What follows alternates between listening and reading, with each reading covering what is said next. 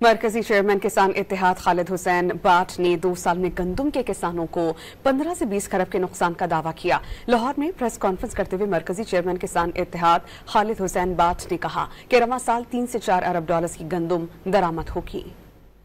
government Punjab और CM Punjab क्या कह रही है, लेकिन जो हकीकत पे मबनी है वो आपको जरा मैं बताना चाहता हूं